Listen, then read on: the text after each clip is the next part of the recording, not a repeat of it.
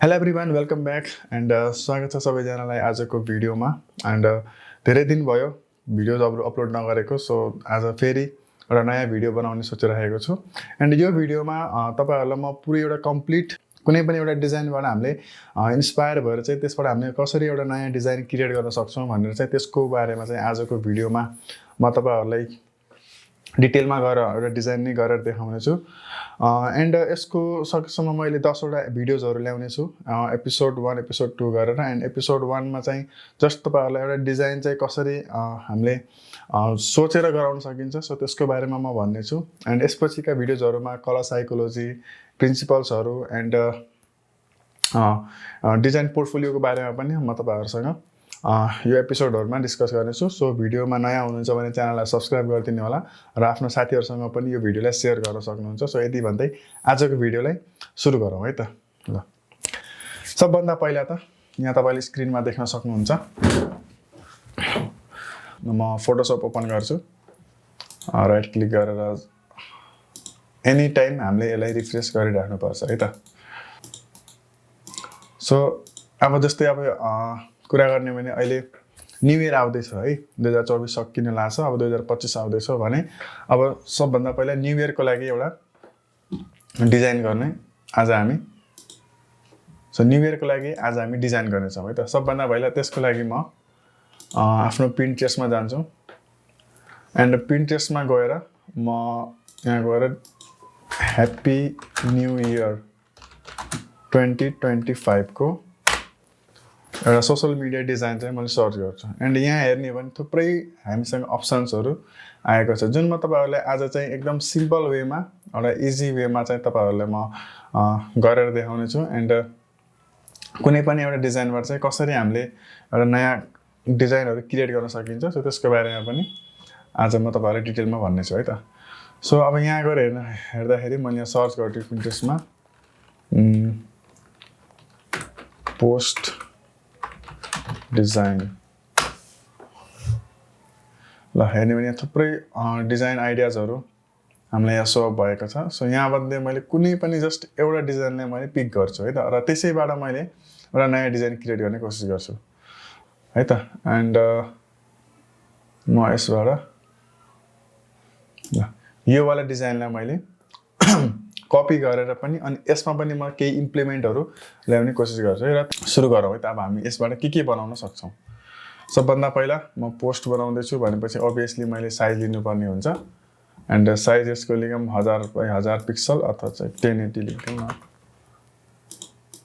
1080 by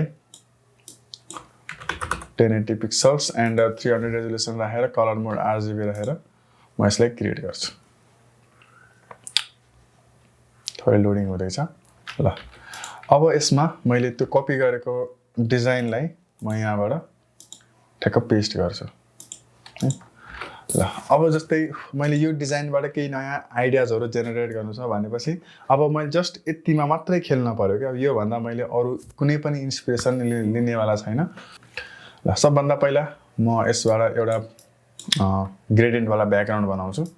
so अहिलेलाई just र्यान्डमली हो कुनै पनि मैले ब्रान्ड टाइपको मैले यहाँ एड्स बनाएको छैन जस्ट र्यान्डमली हो है ल यहाँ गएर मैले ग्रेडियन्ट ओभरले लेखिदिन्छु यहाँ गएर कलरलाई थोरै रेड डार्क वाला डार्क र लाइटको कम्बिनेसन गराइदिन्छु यो दुईटा भयो ओके गर्दियौ एन्ड यहाँ गएर रेडियल हेर कस्तो छ मैले रिसेट अलाइनमेन्ट गरिदिन्छु ताकि यो सेन्टरमा आओस् अनि यहाँबाट मैले रिभर्स गरिदिन्छु उल्टो अनि ओके गरिदिने देख्न सक्नुहुन्छ हाम्रो एउटा चाहिँ यो सिम्पल एउटा ब्याकग्राउन्ड आएको छ म यसलाई यहाँ लक गरिदिन्छु अनि त्यसपछि यसमा हेर्नु भने 2021 लाई यहाँनिर स्याडोमा चाहिँ यस्तो ठ्याक्क खेलाएको छ अथवा चाहिँ ग्रेडियन्ट पनि यसमा दिएको भन्न मिल्छ म यसमा यस्तो टाइपको गराउनको लागि स्याडो युज गर्छु है त ड्रप स्याडो त्यसको लागि टेक्स्ट एड गरौँ 2024 को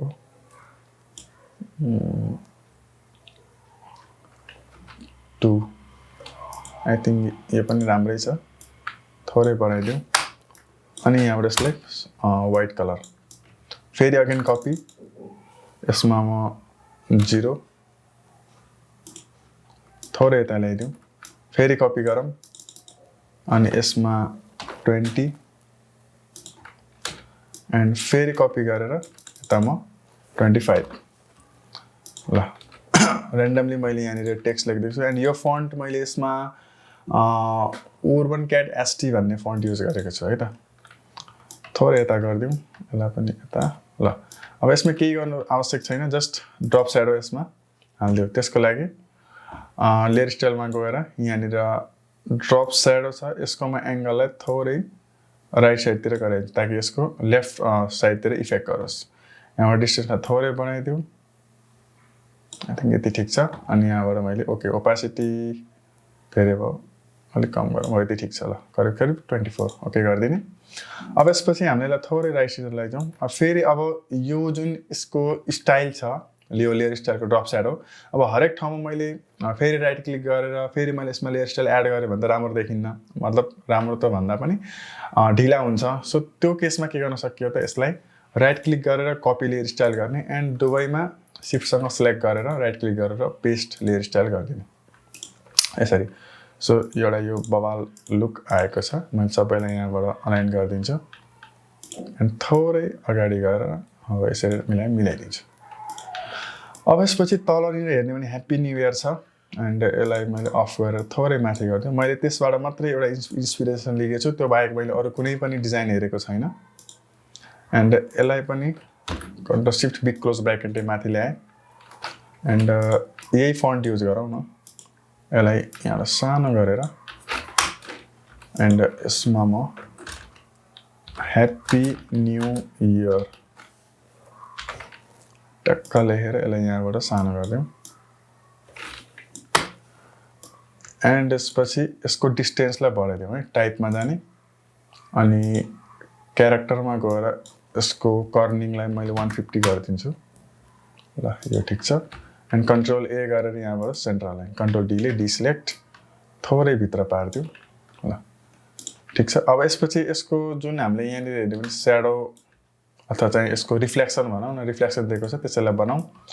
डुप्लिकेट गर्ने कन्ट्रोल टी राइट क्लिक यहाँबाट भर्टिकल फ्लिप गरिदिने एन्ड थोरै माथि ल्याइदिउँ अब यसपछि यसमा म ओपासिटी यहाँबाट थोरै डाउन गर्छु करिब करिब यति एन्ड यसमा मास्क गर्नु पर्यो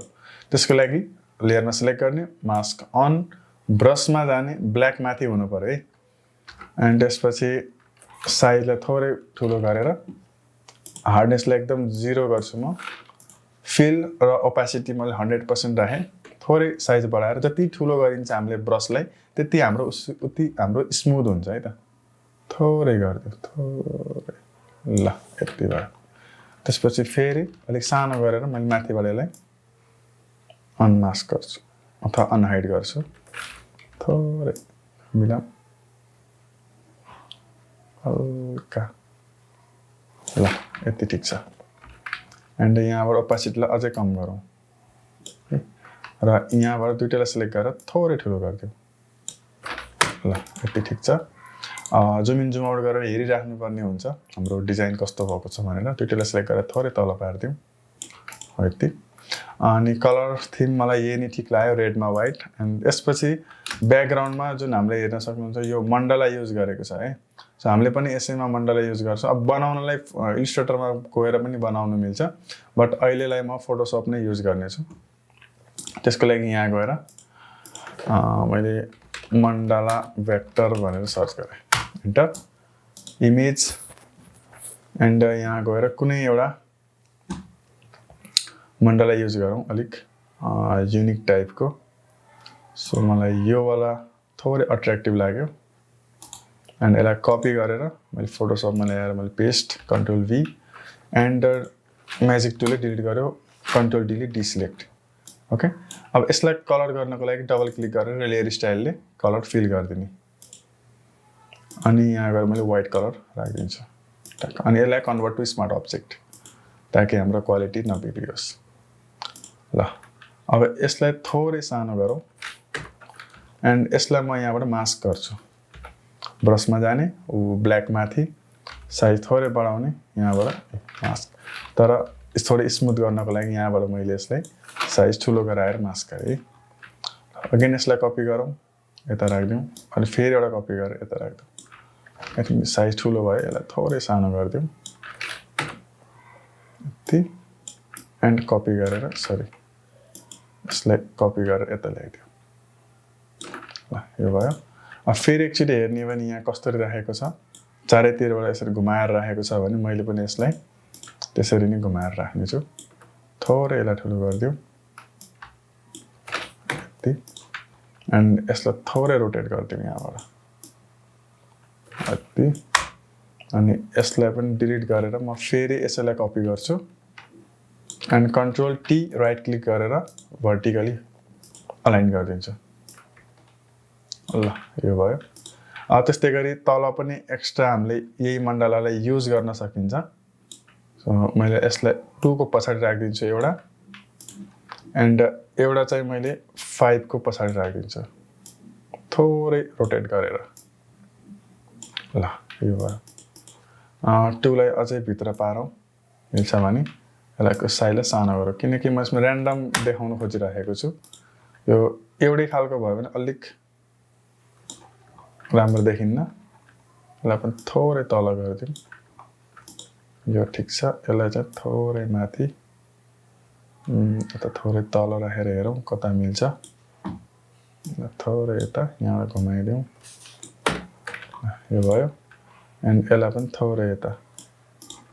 मण्डला धेरै भयो जस्तो देखिरहेछ सो यसलाई डिलिट गरिदिउँ